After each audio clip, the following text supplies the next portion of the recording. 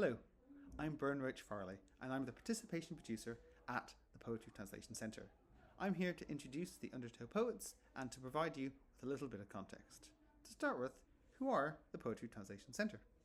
Well, we're a UK charity that translates poetry from Asia, Africa and Latin America into English. We publish books, we run events and workshops across the UK, and we run a stunning website called poetrytranslation.org, where you can find over 600 translated poems and lots of free resources, including a podcast. We were founded with two main ideas in mind. The first was that translation could be used as a way of gingering up, as our founder would put it. We were founded by a poet called Sarah Maguire, and she saw that translation could be a way of bringing new ideas, new forms, new vocabulary, and new energy into UK poetry, which she saw as being potentially a little bit staid. The other thing we do is we work with diaspora communities across the UK. We translate their poetry as a way of honouring their culture and their language and their contribution to UK life. The Undertow programme is our youth programme, and we work with young poets between the ages of 18 and 26 who all have a relationship to a second language beyond English. The idea is that we're trying to tap into and unleash the creative potential of multilingualism. We do this by providing workshops, mentoring. This year, for example, all 6 Undertow poets will be mentored by Kit Fan, who's a poet from Hong Kong who currently lives in York. But maybe most of all, or most importantly of all, we provide a community, a chance for the young multilingual poets to get to know each other, share experiences, and our partnership this year with Singlet Station has really helped us increase that by providing a set of 6 poets from Singapore to be pen pals to our poets, and that's expanded that community a great deal and really enriched the experience for everybody. Like our work translating, the Undertow programme has a sort of secret goal. The work of the PTC is really here to challenge the idea of monolingualism. From the outside, I think the UK can seem like a monolingual space. Everyone's speaking English, but the reality is the second most spoken language is Polish. There are vibrant Somali, Turkish, Bangladeshi and Arabic speaking communities, to name just a few. And we also have historical languages like Irish, Ulster Scots, Gaelic, Cornish, Welsh that are all part of life in the UK. So I think Undertow and the PTC more generally are interested in uncrowning the sort of idea of monolingualism. Before I go, I'd like to say a big thank you to Singlet Station, who've been a great partner to us. They do a lot of work that opens up a really vital, vibrant space for creatives, and they've helped us do the same. And we are, of course, always inspired by Singapore itself and the multilingual culture that exists there. So, because you probably didn't come to a poetry reading to find out the mission statement of a UK charity, I'm going to pass you on to our Undertow poets, who each recorded a poem for you to listen to. I hope you enjoy.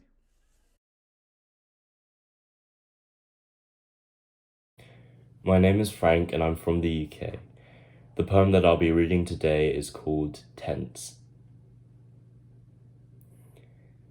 And when feathers crumpled, and when chestnuts were sinking like dreams from an immigrant father's bedside, and when you blew midges from your skin to let them live, despite the gnawing that comes afterwards, and when the marks they made freckled you for a summer and a half, and when each scrape was a kiss from the countryside, and when you told me you had your mother's eyes and I told you I had my grandfather's, and when your lips were not where I thought they'd be, and when 2 bodies were colder than one, and when I pressed my hands against your hair it felt like watercress, and when these zips were not enough to hold us, and when we lay on our backs and pretended we were the last 2 planets in the sky, and when the pesto was warm and just how you liked it, and when all you could talk about was returning to the Florida Keys, but we were returning to our circadian rhythms instead, And when it was all over, and your head was on my shoulder, and the pulsing of the road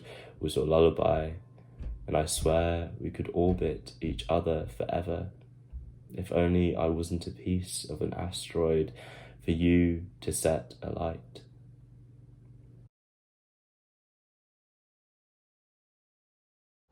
Hi, my name is Soledad Santana, and today I'll be reading God is Carving Mathematical Functions on the Outside of Our Cave.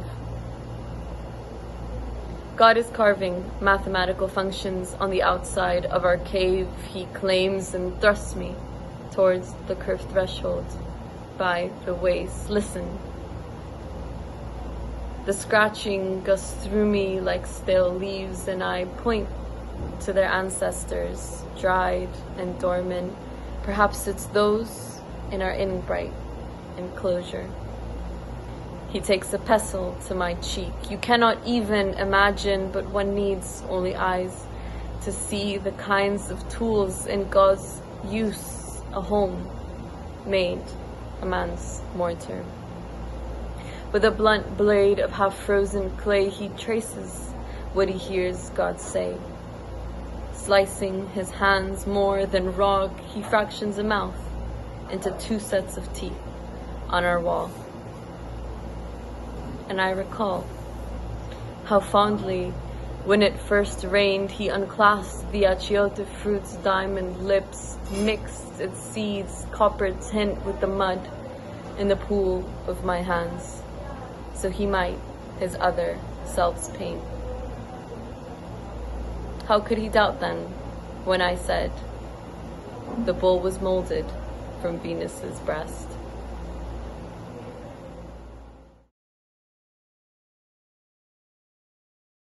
My name is Zainab. I am a poet and facilitator based in Scotland, and the poem I want to share today is titled Muhajir, and it is after a poem by Sana Ahsan, who was looking at a similar topic of muhajirs or refugees, particularly those during the evacuation period of the partition of India in 1947. And so this poem looks at the traumatic kind of experiences that families went through when leaving India and entering the new state of Pakistan. Muhajir. How many more beaten and bloody things can enter this country with their nooses still dragging at their feet?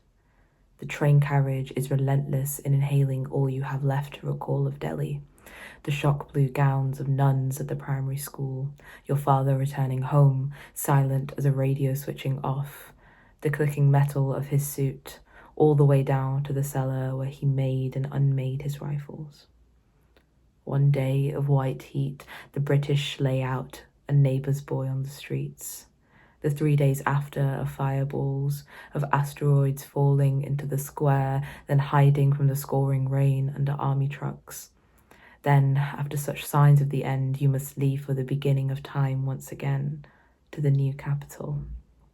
No babies are born or left behind in this story, but bound at the mouth for fear of the blades waiting at the final platform. In the evacuee home handed to you, the dining table is set with bronze bowls, the ladles still floating in the dal.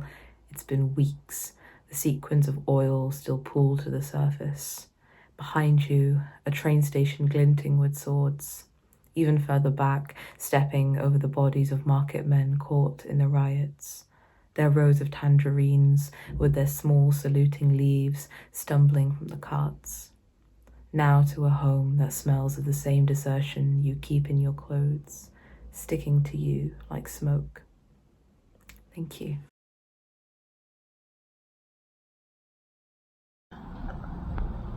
Hi everyone, I'm Ethan from the Philippines, and I am reading a poem from my chapbook Skyladders dedicated to Feng Daoyo, one of the women who passed away in the tragic anti-Asian shootings in Atlanta come 2021.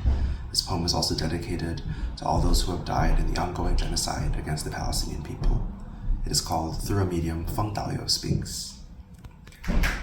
Memories leak through the hole in my blouse. A ferry boat, old stonework, the sting of acetone. I'm in my work clothes, too big for me, saggy at the shoulders like a taller person's skin. Have they always felt this loose?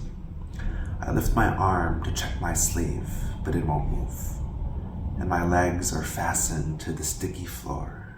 I still feel my body in judders, but each sensation unmoors me further. I'm an umbrella tearing from its frame. I start to float and see myself, except it's not quite me. When did my cheeks get that sallow? My stomach so bloated. Then I notice the fluid, clotted near my sternum, trickling through the gutters in the tile. My face locked in a grimace, pain and surprise. What keeps me so attached to this lump of flesh? It's as if a cord runs from its belly to my ghostly one, keeping me suspended in the dim salon. Suddenly I'm seized by the urge to wash the matted knots of my hair, lather out the caked blood, like I did for Mother, who's far away now. I'll be interred by strangers. I wish she were here to comfort me, her or some ancestor guiding me to what's next. Instead, I keep rising and rising until my features flatten and my wound looks the size of a mole. I hear voices fumbling outside the door. Faint colors leach through the blinds. Whoever finds me, will you handle me with tenderness?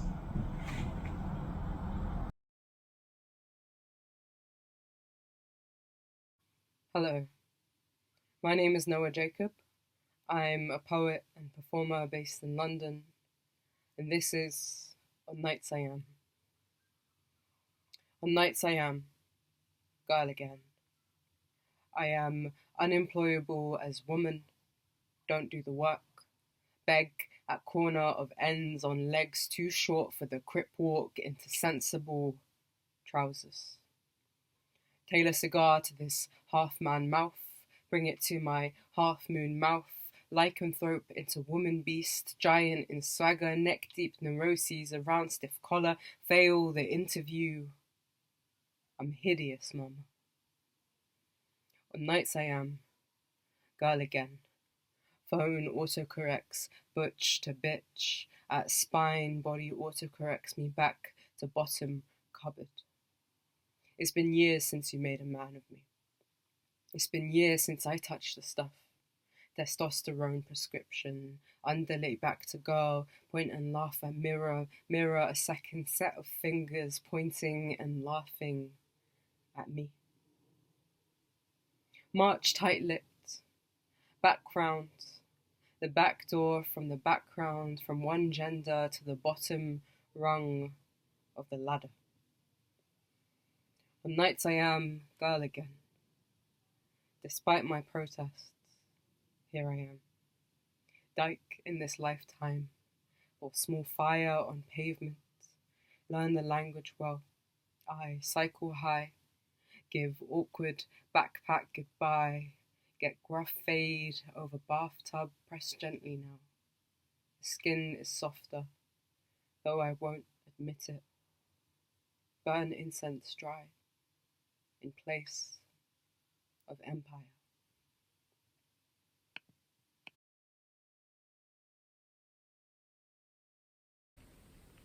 Hiya, my name is Thea Suleiman and I'm a writer and translator from Manchester.